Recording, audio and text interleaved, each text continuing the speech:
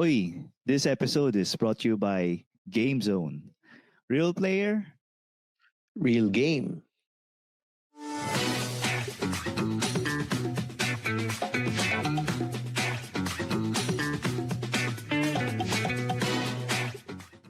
Welcome mga papa.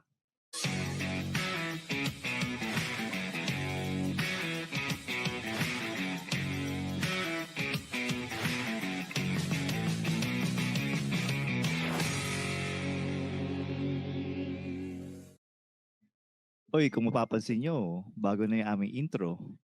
Pero, same pa rin yung host natin. Ako nga pala si Tingo at kasama pa rin natin si Tristan Ting ng Konichi Mates. Konichi. O yan sasabihin ko ulit. Yung sinasabi ko na dialogue ko tuwing papakilala ako ni Ingo. Konichi mates. Kinigay niya na. Kasama ko dyan si Aga Mulak. Hindi pala Aga Mulak. Si Masahiro Nyoka. Kasi may mga nagko-comment. Grabe si Masahiro kamukha ni Aga Mulak. Pero ang nagsabi nun, lalaki. So, si Lilan. Lilan yung pangalan. Si Lilan Canlas. Lilan Canlas. Hindi kita binubuli Sabi ka, nag-message yun binubuli mo ako, Tristan. Listener ako ng Machong Dismisan, tsaka ng 3040, tsaka ng Tatayod. So, shoutout sa'yo, Lilan. Shoutout sa'yo, Lilan. Salamat sa pakikinig. Pero, Ingo, ngayon kasi, speaking of, paano ko bang ililink to? Actually, hindi ko siya maililink sa episode natin ngayon. Kasi, medyo parang 2 weeks ago, may nag-message ulit sa Reddit natin. Oo. Hirap na hirap akong sagutin kasi saan nga pala yung Reddit natin? Ito ba yung R Tatayhood? Yung Reddit natin is yung link niyan kung nakikita ninyo sa video nandito sa baba. www.reddit.com/r/tatayhoodpodcast. So, nag-post siya doon. Nakailang compose ako nung sagot ko, pero naisip ko parang ang hirap. Ang haba kasi nung sinusulat ko na parang naging paligoy-ligoy na. So naisip ko, gusto ko na lang to na maganda, i-address na lang natin. So kung ikaw nakikinig ka para wag munang ilipat. Pakinggan mo muna yung sulat niya. Kasi masisira yung retention ng ng podcast. Hindi. Pero hindi, ito medyo siya, nakakaantig ng puso yung niya, yung sulat niya. Ang lalim no. Pero medyo nag-empathize ako sa kanya dahil nga parang ang hirap ng nito. Ang hirap ng sitwasyon niya. So hindi ko na papatagalin pa. Babasahin ko na kasi ang dami kong sinabi. So ito, ang title ng sulat niya. Ito ang nagsumulat nito is si Control-1 Shift 2. Ang haba ng pangalan niya. Gusto ko na umuwi. Yun yung title niya ng post niya. May dalawang exclamation point pa, no? May dalawang exclamation. So ito, Dear Papa, I'm a father of 2 level 3 autism na bata, 3 and 5 years old. And almost 9 years na ako dito sa abroad. One time lang ako nag-vacation from the time na na-diagnosed ang mga bata. Everything stops mula sa plan namin. Ulitin ko. Everything stopped mula sa plan namin ng wife ko na ma-paid ang bahay, makapundar at makapag-settle na sa Pinas to make memories with them after 10 years o abroad. Alam mo naman, Sir Ingo, kung paano ang gastos. 2 pa sila. Occupational, speech, therapy, and more. Wala na halos natira sa sahod ko. Kahit mga negosyo namin nalugi at di na umusad. Kaya sa sahod ko lahat kinukuha. almost half pa ng sahod and ipon namin dati. Ang hirap to work alone. No day off and dalawa lang kami ng employer ko. Family lang ang nakakausap ko via SOCMED. Not all the time pa. Dahil 6 hours difference at wala ding ibang Pinoy na malapit sa work ko. Kaya I ask myself every time pag nalulungkot ako, umuwi na lang kaya ako para naman makasama ko sila. Gusto ko ma-feel especially sa lalaki na ang hirap ng wala ka kasi Wala control kang punctuation ba? balik ka ng tama tsaka ng mga period So, ulit natin Gusto ko ma-feel na maging father beside them. Lalo na at mga maliliit pa sila. Mayakap, mahagkan sila kasi paglaki nila wala na. Especially sa lalaki na bata. But alam ko naman na hindi pa pwede kasi need ko pa magstay.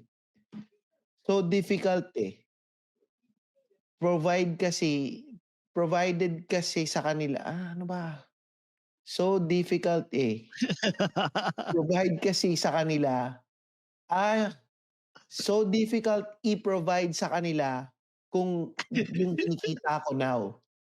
Kesa nasa Pinas ka. Ang worries ko pag malaki ang future nila. Kaya hangga't kaya, kinakaya. Uuwi pa kaya ako or bahala na, basta. Need ko lang din ilabas to. Control Shift ayusin mo rin yung pagta-type mo. kaya bahala na, kaya kayo na ang bahala kung maintindihan ninyo or kung anong masasabi ninyo. Salamat sa tatayod. Mas lumawak ang unawa ko sa buhay. From my wife and children ko din. Keep more episodes from one of your poor listener. Unang-una, Control Shift. Medyo ang hirap maintindihan ng mga sulat mo pero siguro isa sa mga advice ko sa mga magsusulat sa atin sa Reddit. Okay lang kung yung grammar nyo is hindi okay or yung spelling nyo hindi okay. Basta yung punctuation nyo okay. Malaking bagay ang punctuation nyo. Ang punctuation. Pero sorry. ito. Ay, sige, sorry. Pero ito, seriously, alam mo, Control Shift. Una sa lahat, wala namang masamang mapagod. Lahat naman tayo napapagod And lahat yan pinagdadaanan natin. Hindi naman dahil lang, hindi ko naman binabaliwala yung situation mo na, yun nga, dalawa yung anak mo na may autism, tas makabata pa.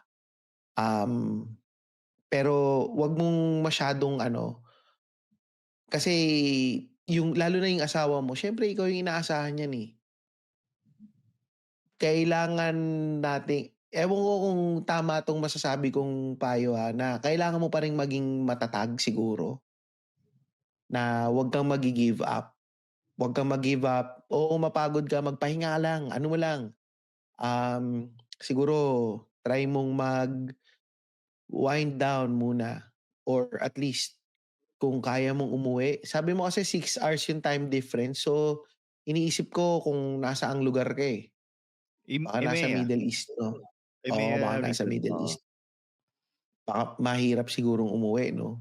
Iniisip ko kasi, kung kaya mong dalin sila, baka maganda dalin sila dyan. Or kung kaya mong umuwi, dalasan mo yung pag-uwi. Maski kahit nasabihin mo once a year, or, di ba?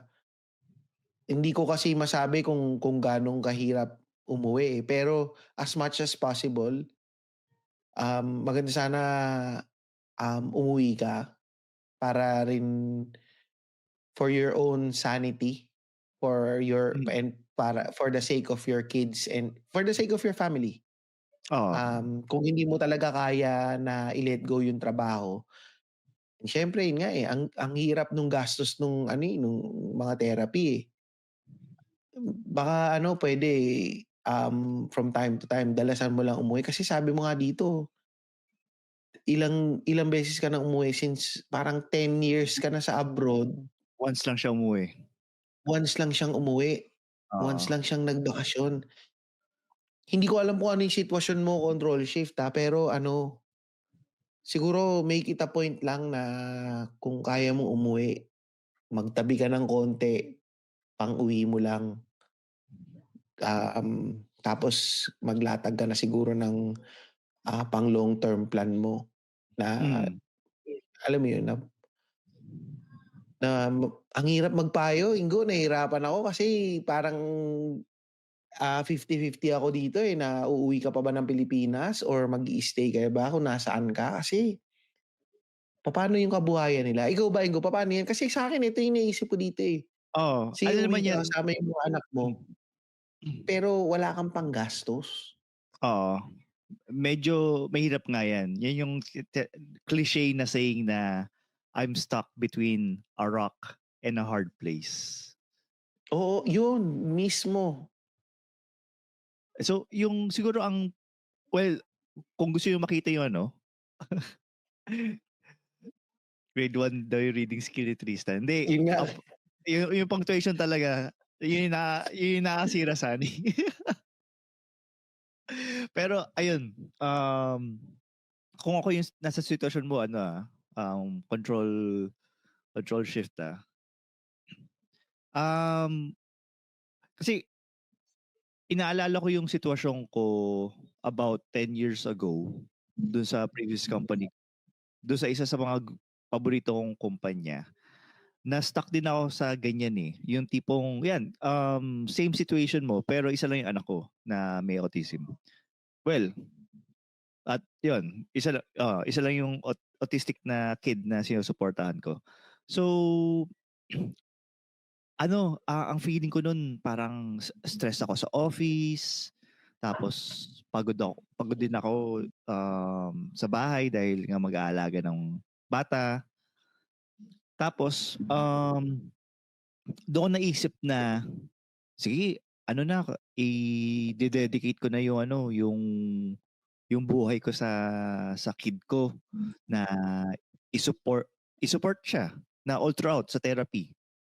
Kasi wala eh. Ito na yung sitwasyon ko eh. Ang next thing na pwedeng makatulong sa akin is tumaas yung sahod ko. Ayun.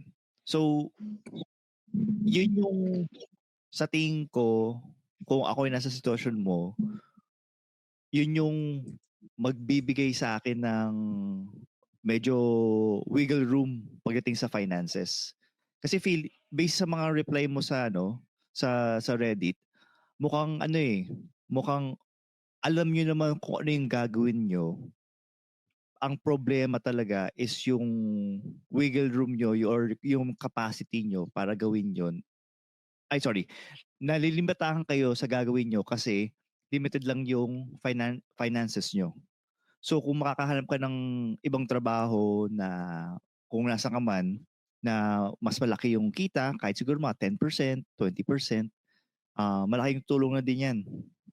Tapos, ang silver lining kasi dyan, kasi si Sven before, ang kanyang therapy is 4 hours a day. So, Monday to Friday yun. Eventually, nung tumatanda na siya, nababawasan na yung niya, yung hours niya. Kasi nag-improve na siya eh.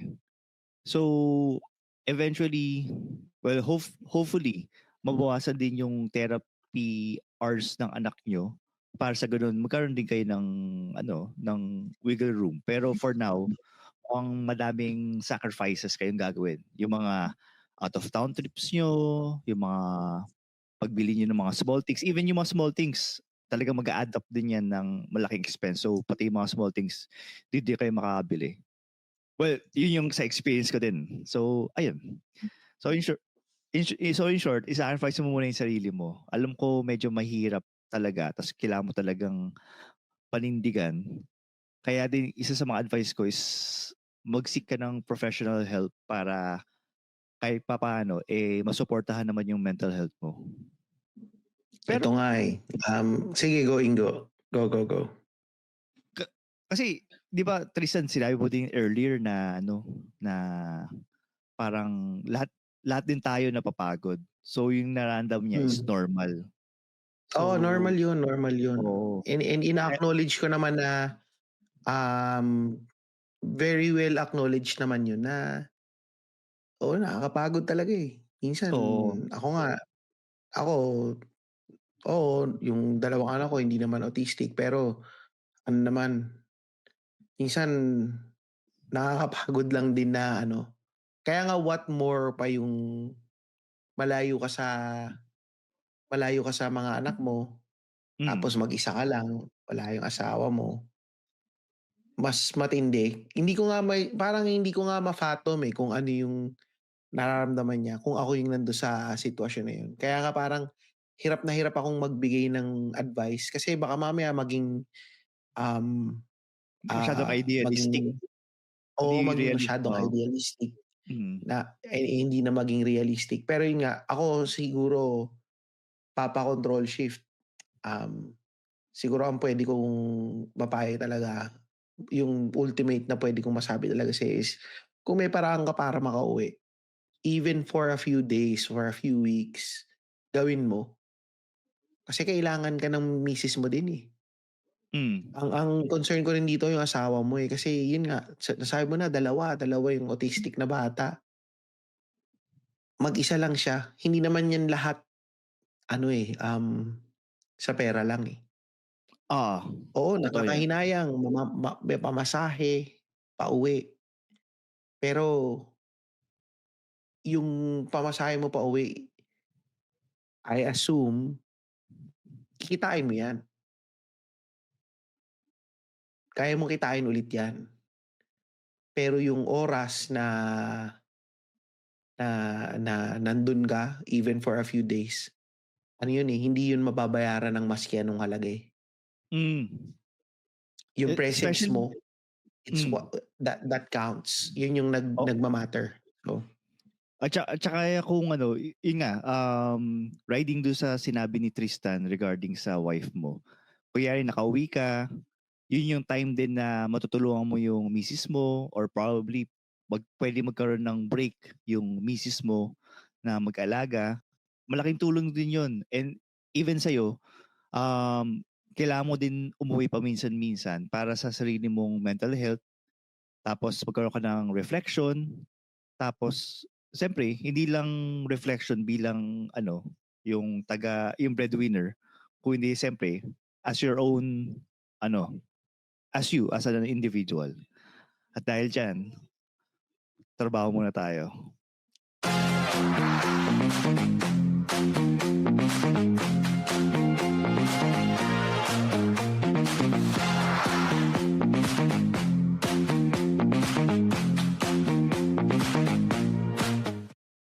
So sa mga nakikinig baka kasi narinig nyo parang tugtog lang siya. Kung may video kayo, makita ninyo yan, yung Game Zone yan. Since yung episode nga nito is brought to you by Game Zone, real player. Real game. Medyo Sa nakahampa ako April 20, may campaign lang kasi from April 25 to June 15.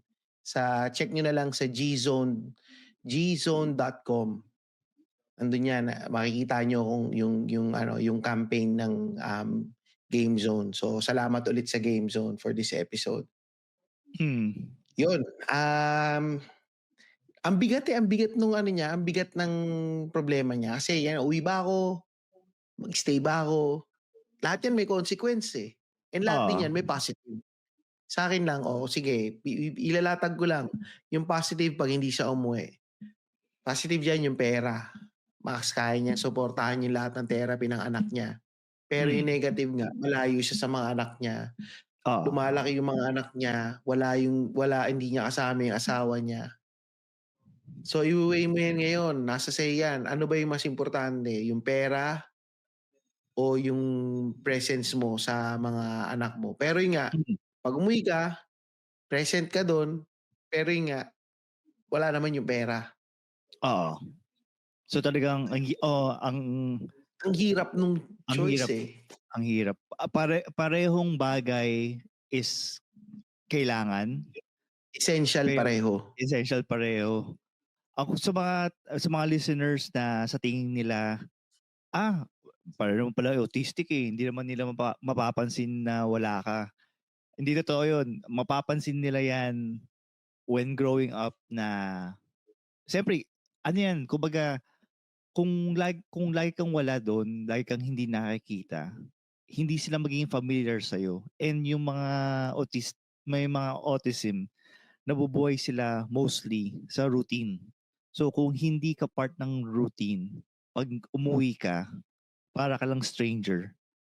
So sa mga parents na OFW or even yung mga anak ng OFW parents, alam yun naman yung feeling na merong stranger na related sa inyo, which is puwedeng tatay or nanay niyo, na once a year lang umuwi, parang iba yung feeling niyo na parang parang alam niyo tatay niyo siya or magulang niyo siya, pero for some weird reason wala yung attachment.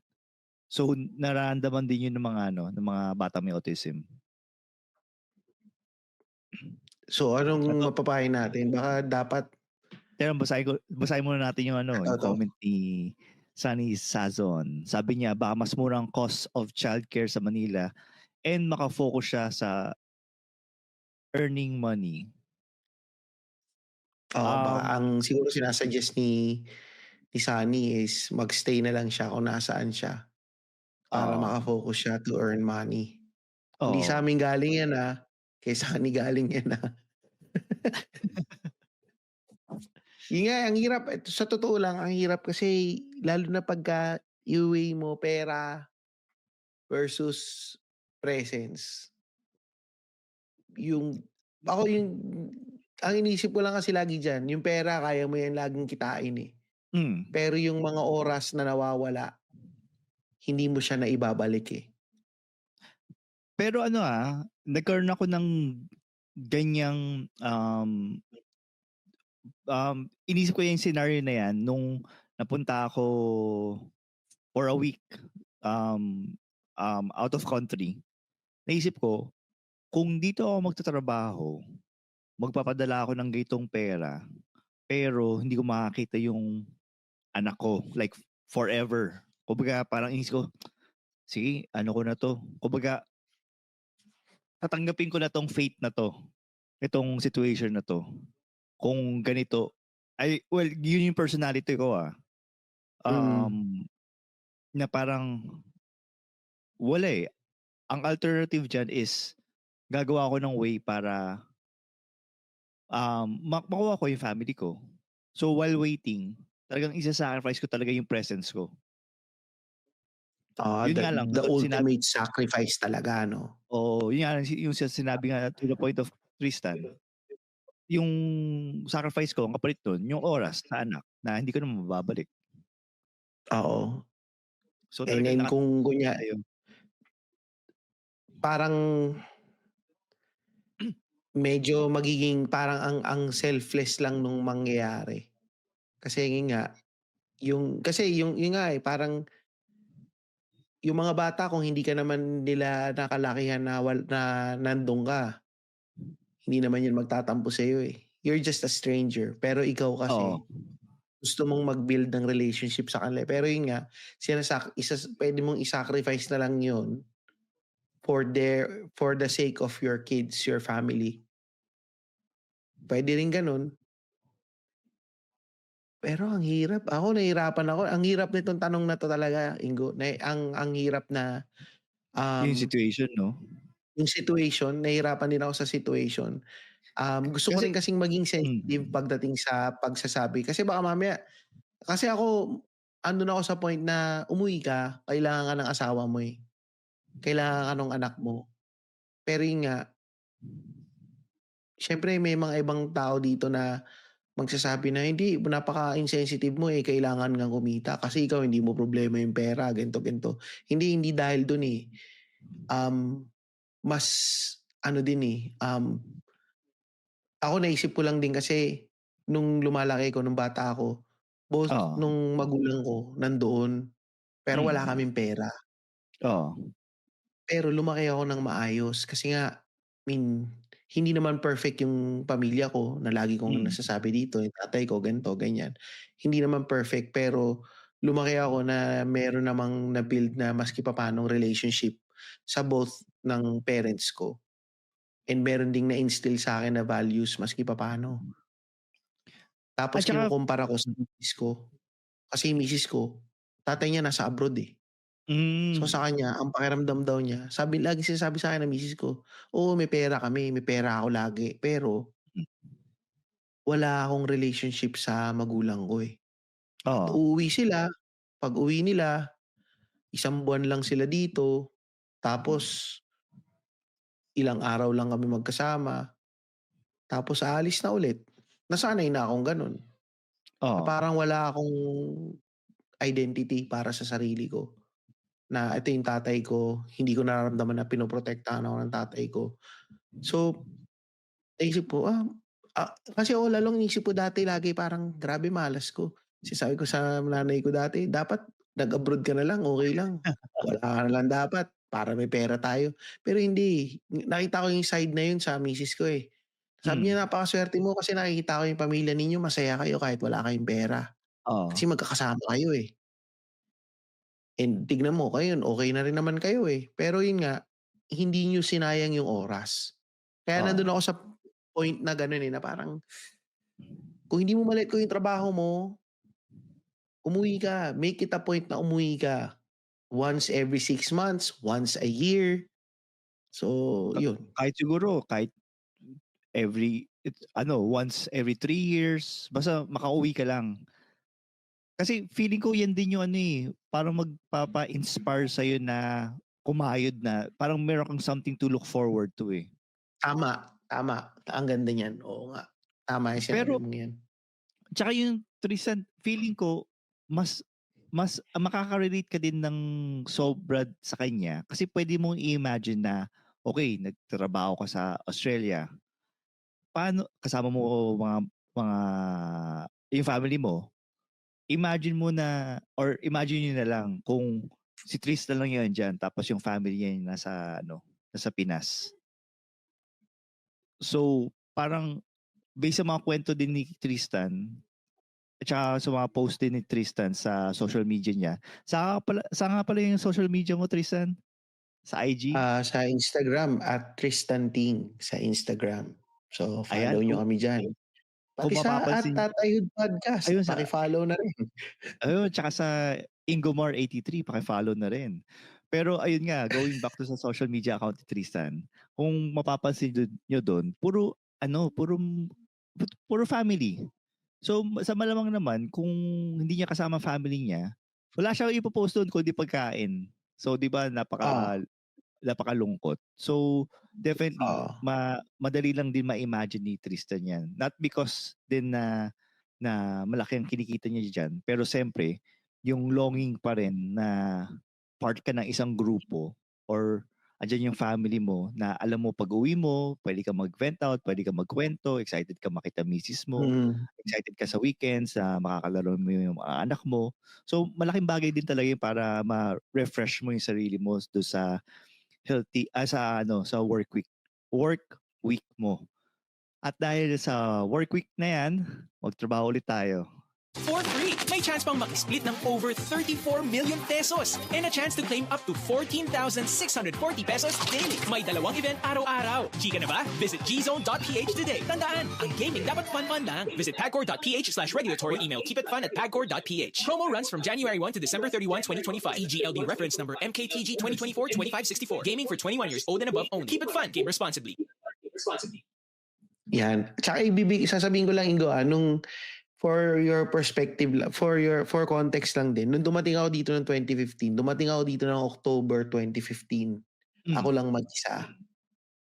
Pala, nauna ka nga Tapos pala. oo, nauna ako. Tas yun nga, kaya nga alam ko yung pakiramdam niya na parang tangina, oo, gusto ko makita yung mga anak ko, gusto ko makita yung misis ko. Ano, tapos dumating ako ng October, nagpaalam kaagad ako na umuwi ng December. Umuwi Seryoso? ulit ako ng Na December. Oo. Na-homesick ka na kaagad? umuwi ako December na parang naisip ko, sobrang ganda ng buhay dito sa Australia na parang ang ganda dito. Daming mga nakalabas ang puwet, mga ay tatahid pala 'to. Hindi, I mean, okay dito as in masaya ako nun sa Australia pero parang kulang. Naisip ko lagi na parang, shit sana nandito yung sana nakikita rin 'to ng misis ko. Sana nandito yung ano, yung mga anak ko. Sana ma-experience nila 'to lahat. So, yun umuwi ako. Umuwi ulit ako ng December. Nagpaalam ako sa employer ko. Siguro swerte lang nga rin ako na mabait yung employer ko na parang bina-value rin nila yung family. Ito, sabi nito ni Sunny, maswerte si Tristan nakasama niya ang family niya abroad. Pero 99% ng OFW, di nila kaya dalhin yung family nila either from visa issues or funds. Totoo nga yan. So kaya nga, hirap na hirap din ako magbigay ng advice kasi nga, pwede rin kasing, baka kasi hindi ko naiintindihan kung ano yung sitwasyon nila eh. Uunahan ko na, baka kasi may magsabi diyan na, Tristan, hindi mo kasi naiintindihan kasi ganito ka, ganyan, bla bla bla bla bla bla bla bla. Hindi, yun nga, totoo, baka hindi ko kasi naiintindihan kung ano yung sitwasyon, ano yung trabaho, ano yung funds. Pero siguro ang mabibigay ko lang nga talaga, yun nga, kahit kung kaya mo, umuwi ka once a year, once every 3 years, kagaya ng sabi ni Ingo. Pero wag naman once every 9 years. Oo, medyo mahirap yun. I mean, Ang hirap mahirap din nun sa mental load mo, tsaka sa wife mo din. Oo. Yun nga, give yourself a break. Yung gastos na pamasahe, kikitain mo yan. Magtabi ka ng konti pamasahe kung mag-isa ka lang naman dyan. Tapos buti nga wala kang masyadong kasamang Pilipino dyan sa area kasi mangyayari, aayain ka lang ng mga yan lumabas, uminom, gumimik, tumambay. So at least, wala kang pagkakagastosan na iba. So, okay yan. Hindi mo, yun nga, sana, magtabi ka na lang ng konti para may pamasahe ka pa uwi. Oo, kahit pakurot-kurot lang. Oo. Malaking tulong din yun. Tsaka sabi nga ni Sunny dito na sa pagiging OFW, you really can't have it all. You have to choose between pera or presence. Oo nga, no? Pera or presence. Siguro Ganda yun ng title na yan, ha? Pwedeng title natin yan, ha? Pera or presence. Oy, thanks, Sunny, ha? Okay, so sa closing natin itong episode na to, syempre gusto ko na lang siguro magpasalamat dito kay Control Shift. Tsaka wag mong iisipin na poor listener ka. Grabe ka naman. Ba't mo iisipin yan? Sa totoo, inspiring yung kwento mo. Alam ko, sinasabi ko lagi, ang hirap nung sitwasyon mo, ganito, ganyan. Inspiring yung kwento mo kasi despite sa lahat ng mga nangyayari sa buhay mo or sa mga pinagdadaanan mo ngayon, pinipili mo pa rin na wag sumuko. Pinipili mo pa rin maging malakas, pinipili mo pa rin na magtrabaho malayo sa pamilya. Pinipili mo pa rin na magpadala, na kumita ng pera instead of maging present sa mga anak mo. Hindi masama yan, walang mali sa ginagawa mo. Walang mali sa lahat ng sakripisyo na ginagawa mo para sa pamilya mo. And alam naman namin ano yan eh. It's more parang yung sakripisyo mo, it's worth it para sa kanila. So, yun lang. Sana na-deliver ko ng maganda tong mga gusto kong sabihin kasi lost for words talaga ako dito sa problema mo eh. Nahihirapan ako eh. So, yun lang yung sa akin. Oo nga. Pero ganda ng sinabi mo, Tristan. Mas maganda pa doon sa mga narinig kong iba nagsabi niyan.